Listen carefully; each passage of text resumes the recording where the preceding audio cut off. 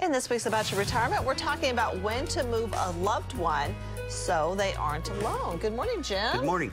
Yeah, this time of viewer asked Jim, we appreciate your programs and have heard you speak about working with elder parents, their finances, and them living alone. My siblings and I are now faced with these issues with our mother, have several questions and seeking some guidance. When should we pursue moving her so she is not alone? What do you recommend we do to have a better understanding about her finances? A lot of questions there.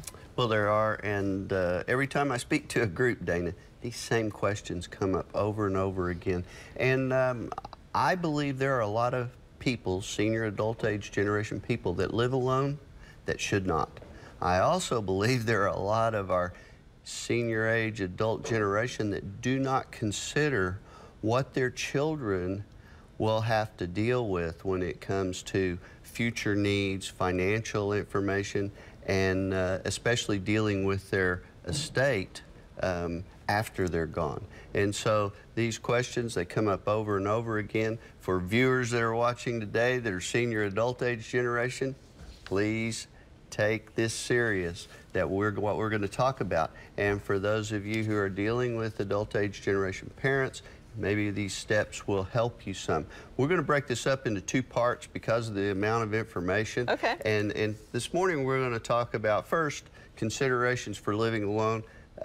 Health and well-being is one of the top ones, because so many times people living alone, loneliness, depression issues come in, medications not being taken properly, nutrition is not being achieved because of lack of good meals and not wanting to prepare all of those all the time, and safety fall risk. Those things can lead to falls, and we talk about home assessments and eliminating fall risk, trip and fall, slip and fall risk. We talk about that regularly.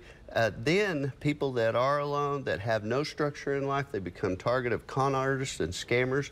There's always new scams, things coming out. There's a newer one right now, Publishers Clearinghouse. They pose as that, so just they don't call you and ask you for money.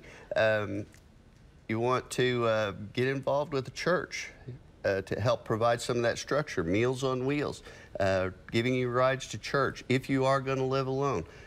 Provide some structure in your life, and then share ideas with others you trust.